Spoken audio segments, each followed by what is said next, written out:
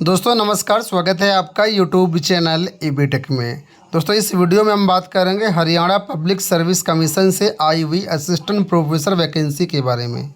2424 पदों पर ये वैकेंसीज आई हुई हैं। जो भी इच्छुक अभ्यर्थी हैं, जो भी एलिजिबल कैंडिडेट हैं, इन पदों पर आवेदन कर सकते हैं। पदों की संख्या अच्छी खासी है, लगभग 2500 के आसपास पद हैं और इसके लिए 6 नवंबर से लिंक अवेलेबल रहेगा, जहां से जाकर के आप लोग ऑनलाइन आवेदन कर सकते हैं।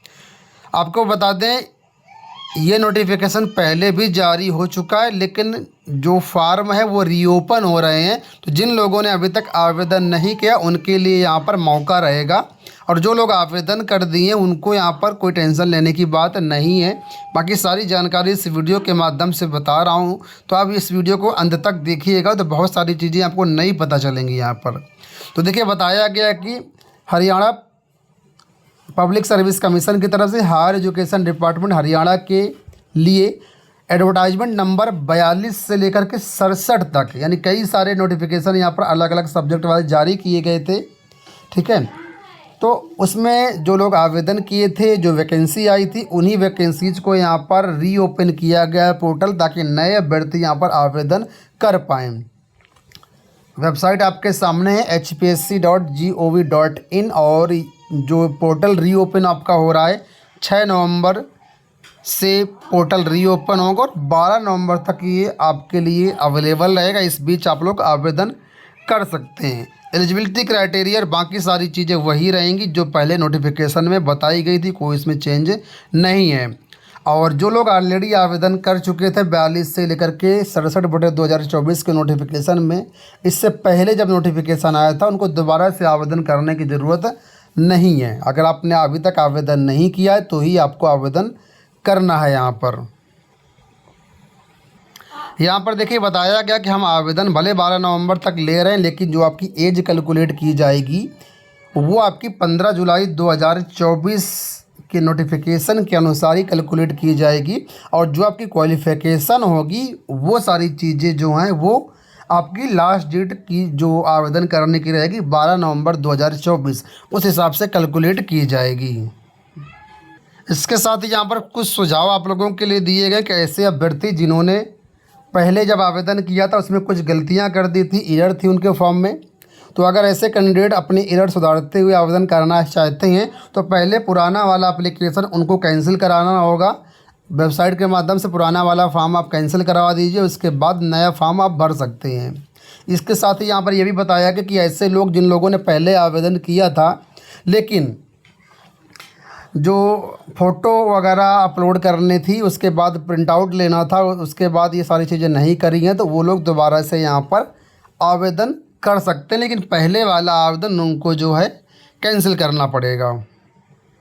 तो फिलहाल 30 अक्टूबर को ये नोटिफिकेशन जारी किया गया। 6 नवंबर से पोर्टल रीओपन हो रहा है, तो यहाँ पर आप फॉर्म भर पाओगे। अब जो नोटिफिकेशन मैं आपको दिखा देता हूँ, तो ये देखिए, यहाँ पर नोटिफिकेशन है 42 से 67/2024। ये पहली बार नोटिफिकेशन 2 अगस्त 2024 को जारी किया गया था।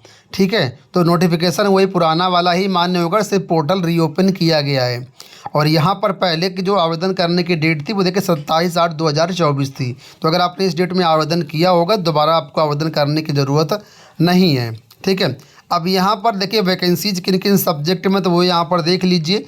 बॉटनी पद यहाँ पर टोटल आपको दिख जाएंगे। मैं यहाँ पर सब्जेक्ट बता रहा हूँ, पद आपके सामने यहाँ पर स्क्रीन में दिख रहे हैं, तो आप देखते जाइए।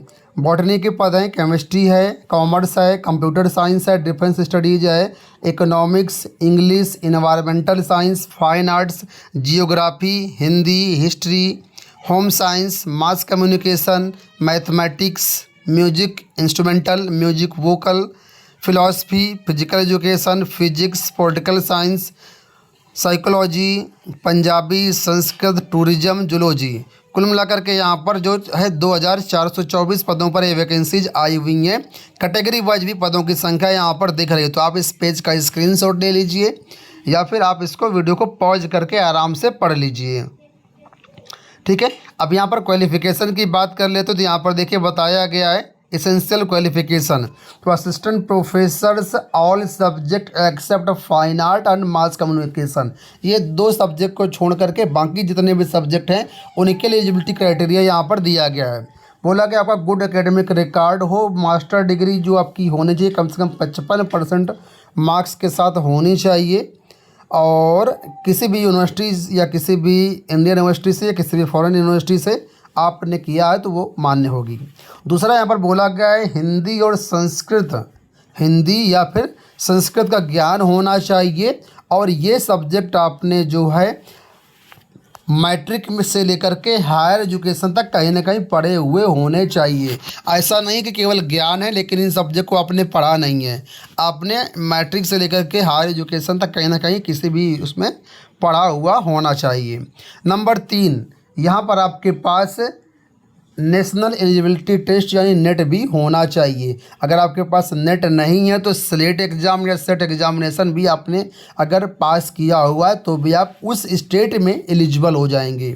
ठीक है, जिन लोगों ने पीएचडी किया है वो भी यहाँ पर एलिजिबल रहेंगे, लेकिन कुछ कंडीशंस इनको ध्यान में रखते हुए आप आवेदन कर पाएंगे। तो ये यहाँ पर कुल मिला करके आपकी एजुकेशन क्वालिफिकेशन हो गई। अब यहाँ पर फाइन आर्ट के बारे में बताया गया कि फाइन आर्ट का जो है गुड एकेडमिक रिकॉर्ड हो, 55% मार्क्स आपके पास ग्रेजुएशन में हो, ये चीज़ें हैं, और साथ में master degree level in fine art या होने चाहिए, तो ये चीज़ें हैं यहाँ पर। बाकी हिंदी आपका होना चाहिए, मैट्रिक से लेकर के हायर क्वालिफिकेशन तक नेट भी होना चाहिए। थोड़ा सा यहाँ पर चेंज है वो आप यहाँ पर देख लीजिए। तो जो 55% की रिक्वायरमेंट है वो जनरल छात्रों के लिए है, अनरिजर्व छात्रों के लिए है, अदर स्टेट के लिए। बाकी यहाँ पर जो रिजर्व कैटेगरी संबंधित स्टेट के रहेंगे उनको 5% रिलैक्सेशन दिया जाएगा, उनके लिए 50% की रिक्वायरमेंट रहेगी। और ऐसे अभ्यर्थी जो पीएचडी डिग्री किए हुए हैं तो पीएचडी वालों के लिए भी 50 ही मान्य होगा। पीएचडी जो लोग छात्र किए हुए हैं उनके लिए भी 50% ही देखा जाएगा। एक चीज़ आपको बता दें, ग्रेजुएशन में भी यहाँ पर 5% रिलैक्सेशन दिया जाएगा रिजर्व कैटेगरी के छात्रों को। अब देखिए जो जॉब आपकी रहेगी उसमें जो मूल वेतन रहेगा 57,700 रुपये स्टार्टिंग बेसिक पे रहेगा, 1,82,400 तक जाएगा, ये आपका बेसिक पे है। इसमें बाकी जो अलाउंसेस वगैरह होंगे वो सब कुछ आपको यहाँ पर मिलेगा। एलिजिबिलिटी क्राइटेरिया, जो जनरल एलिजिबिलिटी क्राइटेरिया वो देख लीजिए। यहाँ पर बोला गया सिटीजन ऑफ इंडिया होनी चाहिए। अगर आप उत्तर प्रदेश या अलग अलग स्टेट से संबंधित तो भी आप इसमें आवेदन कर सकते हैं। ठीक है, बात करते हैं एज लिमिट की। तो यहाँ पर एज लिमिट है मिनिमम 21 ईयर्स है और मैक्सिमम यहाँ पर एज 42 ईयर्स रहेगी। इस टाइम फ्रेम में आप आवेदन कर पाएंगे। और बाकी रिजर्व कैटेगरी के लिए रिलैक्सेशन भी यहाँ पर एज में मिल जाएगा। सिलेक्शन प्रोसेस की बात कर लेते तो यहाँ पर 3 फेज में आपका सिलेक्शन होगा। पहले यहाँ पर होगा स्क्रीनिंग एग्ज़ाम। स्क्रीनिंग एग्ज़ाम आपका 100 नंबर का होगा, 2 घंटे का पेपर होगा, 100 प्रश्न आपके आएंगे, सभी क्वेश्चन कंपलसरी रहेंगे। और ये जो 100 क्वेश्चन होंगे, ठीक है, इसके अंतर्गत 5 विकल्प आपको देखने को मिलेंगे और 0.25 का नेगेटिव मार्किंग भी यहाँ पर रहेगा। ठीक है, और इसमें जो है क्या क्या सब्जेक्ट रहेगा तो सब्जेक्ट भी यहाँ पर देखने को मिल जाएगा। पेपर जो रहेगा वो यहाँ पर बोला गया मीडियम यहाँ पर आपको इंग्लिश लैंग्वेज में रहेगा कौन कौन सा, तो वो यहाँ दिया गया है। और बाइलिंगुअल कौन कौन से विषय रहेंगे वो भी यहाँ पर आपको दिया गया है। और 4 गुना अभ्यर्थियों को शॉर्टलिस्ट किया जाएगा इसके सेकंड राउंड के लिए। ठीक है, और मिनिमम कट ऑफ मार्क्स यहाँ पर 25% रखा गया है स्क्रीनिंग एग्ज़ाम को क्वालिफाई करने के लिए। अब अगर स्क्रीनिंग एग्ज़ाम क्वालिफाई कर लेते हैं तो आपका सब्जेक्ट नॉलेज टेस्ट होगा, यानी डिस्क्रिप्टिव टाइप का मुझे लगता है पेपर होगा। यहाँ पर 3 घंटे का पेपर होगा और 150 नंबर का यहाँ पर पेपर होगा। इसमें भी मीडियम बताया गया कि जो सब्जेक्ट दिए गए ये आपके इंग्लिश मीडियम में अवेलेबल रहेंगे। ये सब्जेक्ट जो यहाँ पर दिए गए हैं बाइलिंगुअल अवेलेबल रहेंगे। ठीक है, और इसमें जो अभ्यर्थी क्वालिफाई होंगे वो जाएंगे आपका इंटरव्यू के लिए। तो आपको बता दें जितने भी वैकेंसी होंगी आपके सब्जेक्ट की कैटेगरी वाइज उसके सापेक्ष में 2 गुना अभ्यर्थियों को क्वालिफाई करवाया जाएगा आपका इंटरव्यू के लिए। और सब्जेक्ट नॉलेज टेस्ट में मिनिमम पासिंग मार्क रखा गया 35%।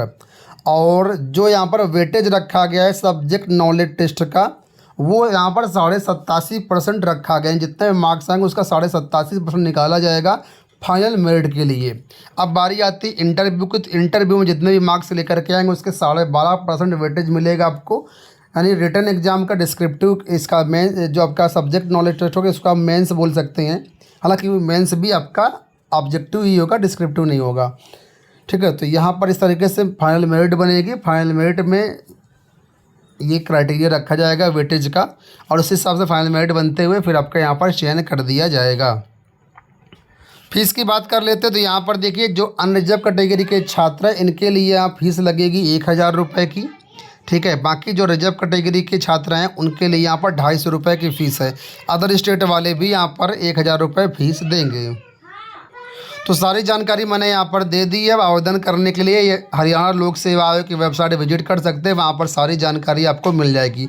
कोई क्वेरी हो तो आप लोग कमेंट बॉक्स में पूछ सकते हैं। फिलहाल इस वीडियो में इतना ही, धन्यवाद।